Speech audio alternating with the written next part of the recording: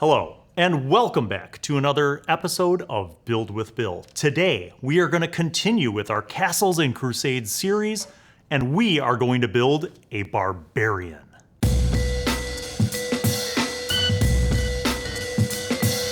I know more than you. Today, we are going to build a Barbarian, and the whole purpose of this video series is to explore Castles and Crusades, so we're going to go through the character creation process for building a Barbarian step by step.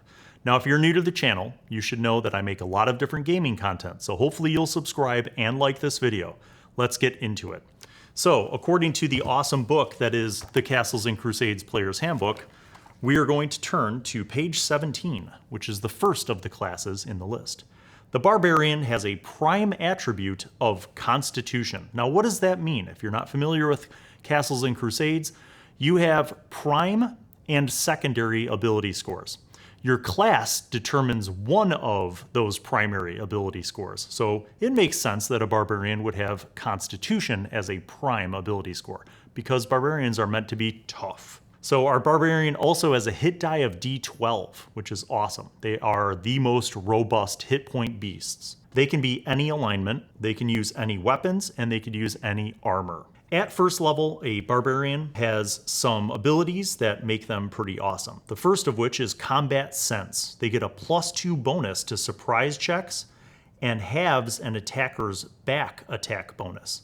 I guess that Combat Sense narratively means that they're just more aware of their surroundings, right? So they can surprise someone easier, they get a +2 bonus.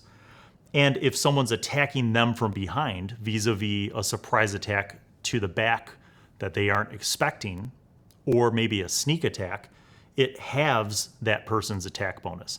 Deer Stalker.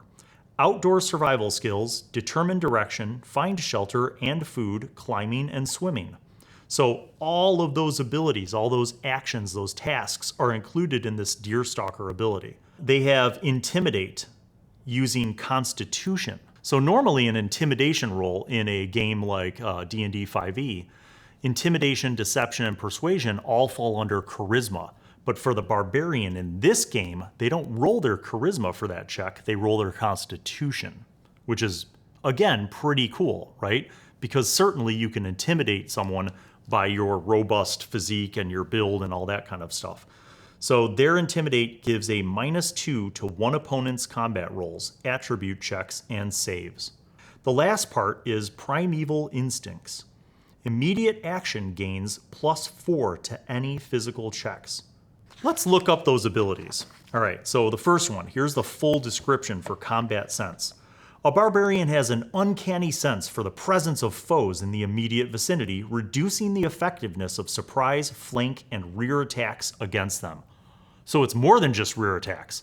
Surprise attacks, flanking attacks, rear attacks. That is so cool. Barbarians gain a +2 bonus when rolling a surprise check against foes who are attempting to surprise them. Also, attackers do not get any bonus when attacking a Barbarian from the flank. Similarly, any bonus for back and rear attacks against a Barbarian is halved, including special attacks, such as the Rogue's back attack. There it is. That is immense.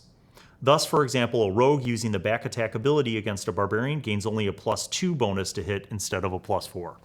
That's so cool. I just want to point out that that's not like a once-a-day power. That just happens. That's just how it is for your Barbarian in Castles and Crusades. What a awesome benefit. Okay, let's read Deer Stalker, because that's a pretty significant tapestry of abilities and skills. This ability comes naturally to all Barbarians and covers a wide range of survival skills. In short, it is their natural ability to endure environments that lesser men would find harsh. The Deer Stalker is able to forage off the land, find shelter, food, and water for themselves, start a fire, and determine direction. As long as adequate food, water, and shelter sources are present in the environment, a Barbarian can find these resources without the need for an attribute check. That is gigantic, right? Don't waste time rolling dice. If they're in an environment where there's food and water sources and potential hunting, trapping, all that stuff, the character just says, I want to do this, and they do it. This requires 1d6 +2 hours of hunting, foraging, building, and gathering. So basically you can roll a d6 and determine how long it takes for you to build a camp and have food and water. So I rolled a 2. So 4 hours. So I would have to spend 4 hours to hunt, forage, build, and gather. They can only do this, they can do this only for themselves. A barbarian can start a fire in 1d10 minutes by natural means as long as the needed materials are available. So if you don't have flint and steel, oil, that kind of stuff, tinderbox, you could still start a fire. A barbarian also can determine true north in relation to the character as long as they are in a wilderness environment.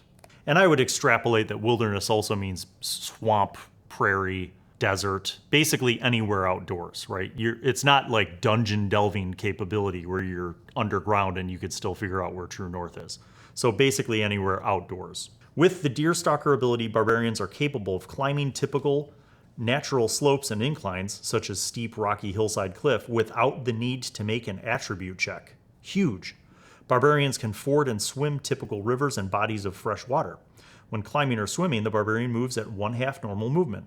When climbing or swimming, a barbarian cannot wear armor weighing more than 25 pounds and must set aside any accoutrements that weigh over 25 pounds or are unusually encumbering. That kind of makes sense for anyone, right? Like if you're wearing a set of full plate mail armor, you're probably not going to be able to swim across a lake. And just to mention, again, if you are brand new or relatively new to Castles and Crusades, the difference between this game and 5e, among many differences, is that there aren't proficiencies. There isn't like a list of skills. Everything is adjudicated based on ability or attribute checks, right? So if I was going to do this, I would probably have to make a strength roll, for example, to climb a mountain. Let's look at that intimidate thing. Barbarians offer an imposing display of ferocious raw power. They instinctively realize that victory lies in the wine-besotted, soft demeanors of their foe, and that brute force works best when combined with overwhelming terror. Barbarians are able to project themselves as this brutal, terrifying force. Whether through sheer force of will or savage decorum, a barbarian is able to strike fear into and intimidate their opponents. While attacking and upon a successful constitution check, any creature of equal or lesser hit dice than the barbarian suffers -2 to all rolls, including, but not limited to, initiative, attack, damage, and attribute checks. This ability takes effect as soon as the barbarian uses the ability. They must announce it before rolling initiative. It has a 15-foot radius area of effect. Intimidate is usable only once per combat encounter. At first level, a barbarian can intimidate 1 creature. The number of creatures intimidated increases with level as follows: 2 creatures at 3rd, 4 at 6th, 8 at 10th, 16 at 15th level. Yikes. This intimidation ends the moment the barbarian fails to strike the intimidated creature. Let's break this down into how that would actually work. First of all, this is not a once per day thing. This is a once per combat encounter. In a 2 to 3 hour gaming session, you could have 6 combat encounters, and you could use this every time. And it penalizes your opponent with -2 to all rolls. All rolls, initiative, attack, damage, and attribute checks. That's enormous. And all you have to do is keep hitting them. Seems pretty easy to me. Primeval instincts. Barbarians are able to tap into a strength that goes beyond the physical and gives them a fearless edge. This strength is primeval in its nature, driven by instincts that are closer to those of animals than men. Under difficult circumstances, they tap into this primeval instinct in attempting Herculean tasks. This ability is only accessible if the barbarian throws themselves at the challenge, whether in the beginning of the round or as a last-ditch effort. Any move on the character's part to flee, hesitate, or to debate the action immediately negates the primeval instincts, and the barbarian cannot act upon them or use them to overcome the action. When using this ability, if the physical action is of such difficulty that the castle keeper requires a physical attribute check, strength, dexterity, or constitution, the barbarian gains a +4 to the check. In D&D, when you rage, it gives you a bonus just to your strength. That's it. But this gives you a +4 to those physical stats, those checks, strength, dexterity, and constitution. The barbarian cannot use this ability if they are wearing armor weighing 25 pounds or more, or has fled from the challenge. It is important to note that even if the situation is a last-ditch effort, if the barbarian has fled previously, they cannot use Primeval Instinct. This ability also allows the Barbarian to hold their breath for a long period of time, to run long distances, and survive longer in extreme temperatures and weather conditions. None of these abilities require an attribute check. Instead, they are limited in duration. Barbarians can hold their breath for a number of rounds equal to their Constitution score. Barbarians can survive in extreme environments, temperature, and weather conditions for 1 day more than a normal person could do so, and a Barbarian's great fortitude allows them to run long distances without tiring easily. When calling upon this inner fortitude, the distance a Barbarian can travel in a day is doubled. I am excited. I don't know about you guys. Let's make this character. Let's make this character, Carafa. Okay, so our class is Barbarian. Let's go over races really quickly, shall we? Dwarves. Let's see what dwarves have for their prime. Attribute modifiers. They get a +1 Constitution, -1 Dex. +1 Constitution could be dope. A dwarf barbarian. That could bump me up to a level of Constitution that would be huge. But that -1 Dexterity seems like that's a bummer. All right, so let's say a maybe for dwarves. So basically every race allows you to pick one additional prime or primary attribute. So if I already get Constitution from being a barbarian, I would probably pick Strength for my melee combat to give me that higher strength. Elves get a +1 Dex, but a -1 Constitution. Gnomes get a +1 Intelligence and a -1 Strength. While it might be funny to make a gnome barbarian, I'm not feeling that. And actually, the truth is you can make any race work with the barbarian in this game. Even if it doesn't maximize or optimize you, have fun with it, right? One of my favorite characters ever was a halfling barbarian, and he was awesome to play. Okay, halflings. Beep, beep, beep, beep, beep, beep. Halflings, +1 Dex, -1 Strength. Nope, don't like that. Half-orcs. All right, now before even reading this, our guess is that this half-orc barbarian might be the move. And here's why. +1 Con, +1 Strength, -2 Charisma. But who cares? As a barbarian, do I need Charisma? Probably not. So that's a definite maybe. Also, all of these races have like racial abilities too, like most games. So, half-orcs have dark vision, they have an enhanced sense of smell, they have martial prowess, +1 to their armor class whenever they're not wearing armor of any type. Yo. Bro, that's tempting. Humans get nothing special because they're humans, except, unlike the other races, they get to pick 2 primary attributes. So that's 3 total, right? I get Constitution from being a barbarian, but then I get to pick 2 more. So if I wanted to play a human, I could have Strength, Dex, and Constitution as primary attributes. That means any kind of check for anything related to those 3 things, I make as a primary attribute. That means my modifier plus my level. That's huge. It's a rare day, friends. It's a rare day when Bill doesn't make a human, but today I'm gonna make a half-orc barbarian. I guess it's time to roll up our character. So, how do you roll up a character in CNC? It's super easy. It's 3d6. You roll that 6 times, and then you assign those rolls. So, Carafa, can we see my dice tray? Because here we go. Pop, pop. Okay, starting off pretty good. 5, 4, 3. That's a 12.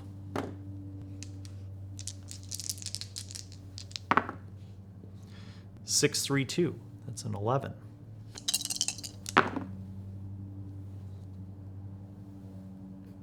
14.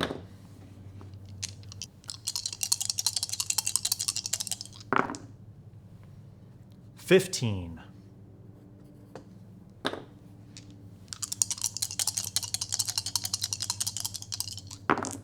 'Yes! Yes! Finally, a 16. Come on, 18, 17, or 16. Yes! 17. Okay, not bad at all. Actually quite fantastic. So 12, 11, 14, 15, 16, 17. So a 16 or a 17 is a +2, and 18 is a +3. So I actually have a 15 that could become a 16, and a 16 that could just stay a 16. And half-orcs get a +1 to con, +1 to strength, -2 charisma.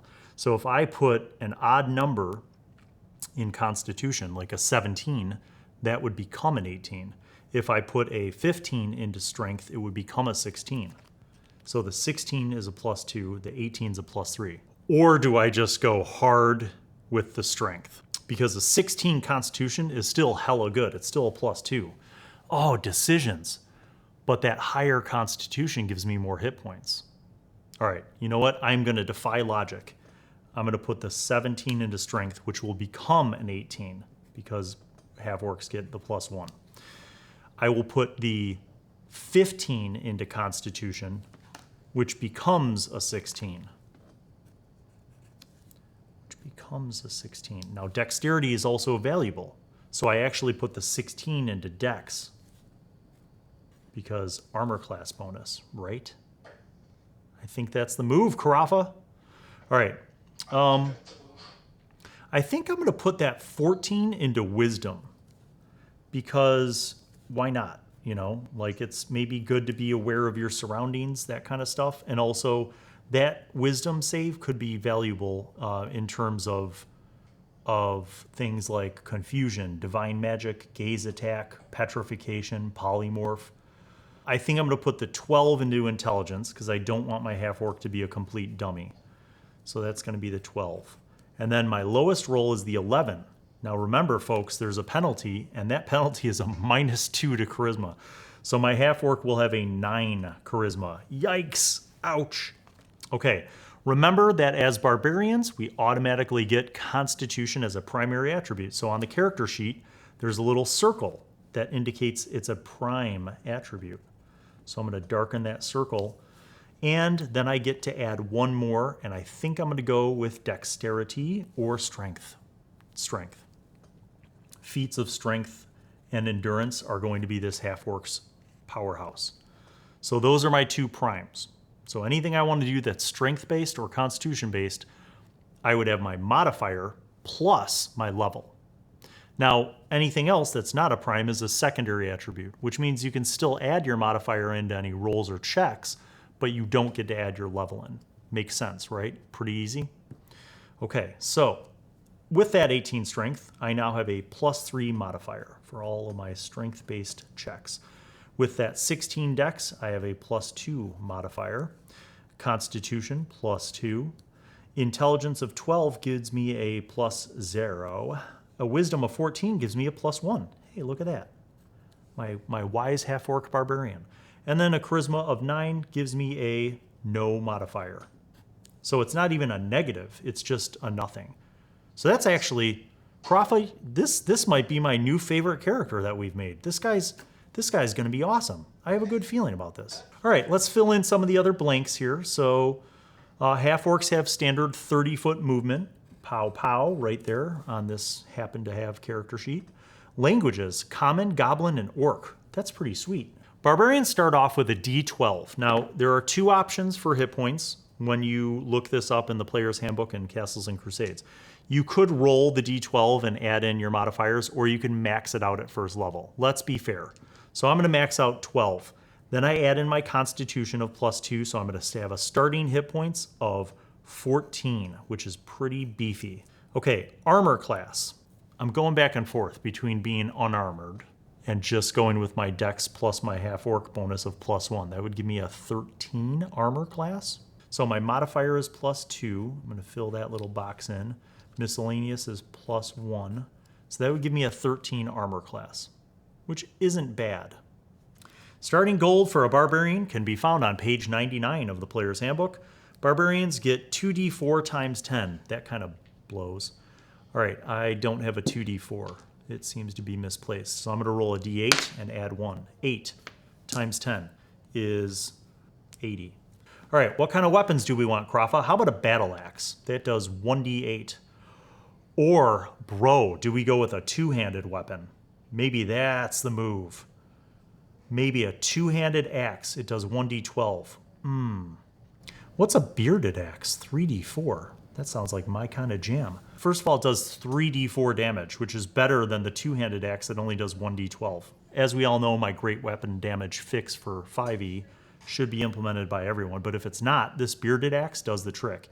There's a footnote that says these weapons must be used 2-handed. Yeah, no shit. All right, so that's 20 gold. I'm totally buying that. That leaves me with 60 gold. So I'm gonna have a bearded axe. Bearded axe. That just sounds badass. Okay, so that's my big two-handed weapon, but adventurers, we should always have a single-handed weapon for encounters where we're in a tight space or we can't swing our big two-handed axe.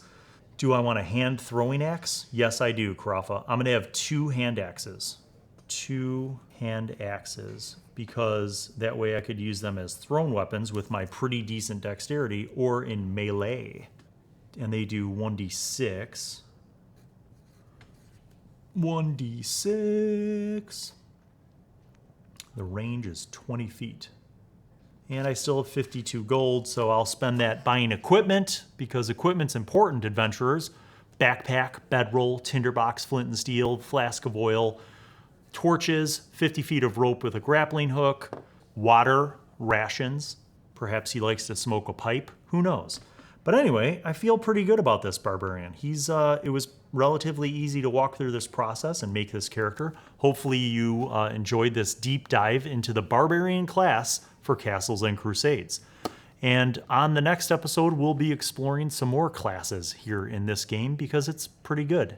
So you should check it out. Go to Troll Lord Games and investigate all the beautiful options that Castles and Crusades has to offer. Thank you as always to my patrons for your support. To all of my subscribers, thank you for liking and subscribing and continuing to follow this content. And may your games be totally awesome.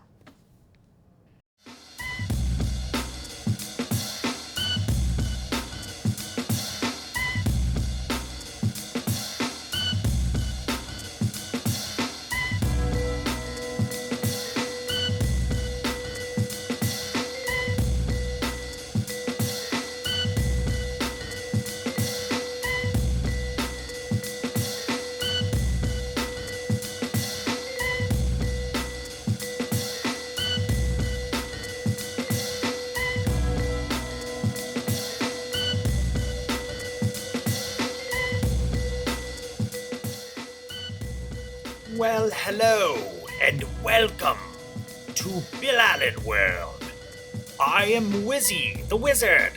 I'm back once again to remind you to subscribe and click on the notifications button, and also watch videos that are over there. Tune in to the next episode of whatever show you were just watching, and watch other shows featuring Bill. He made me say that because he's a narcissist. Okay, bye.